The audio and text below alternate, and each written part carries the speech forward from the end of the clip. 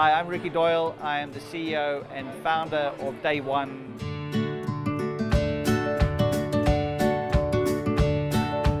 Well, my Day One story is really relevant to why the business started. So if I go back to my early days, I left school at 16 with not many qualifications. I had a lot of blue-collar jobs, more manual labor, mechanics, bartender, and then fell into IT. Literally did a course that I thought I would need to do because everyone was doing computers. At the end of that course, the lady who ran the college received a call from one of the local banks. I actually did this course back in South Africa. And for whatever reason, I wasn't a social connection of the lady, and the lady's name was Sharon. We didn't have really kind of anything in common, really.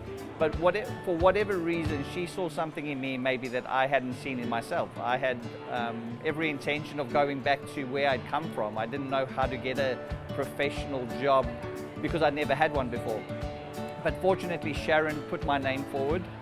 And it was only an opportunity. It wasn't a case of here's a job, go and do it. It was here is a interview, go see if you can make it happen. And for me, that was my day one. That left me on a journey that I would never have imagined, and kind of led me to ultimately starting day one. So big kudos to Sharon. And the whole premise of this is, how do we repeat that story? How do we change one person's life, 10 people's life, 1,000, 10,000, a million? That's our dream, to try and impact as many people as we can along the way. Because of that background and experience I had, whether it was a conscious thing or something just in me, I truly believed in paying it forward. So we had many people in our journey, that in our previous business that we helped. It would be unfair to highlight one, but I love some of the stories, and I'll use one that I probably haven't used before.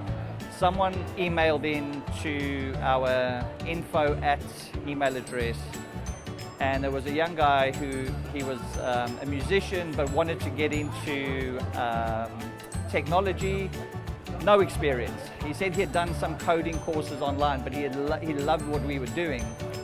And I was just about to delete the email, and I went, you know what, he's reached out, the university is asking me to pay this forward. I ended up sending that on to someone else internally, and that young man turned out in 3 or 4 years later to be the best software developer we had in the business, or one of the best, I should say. But it's just those small moments where I think you feel more than you think. But there were many stories like that. That's one small one.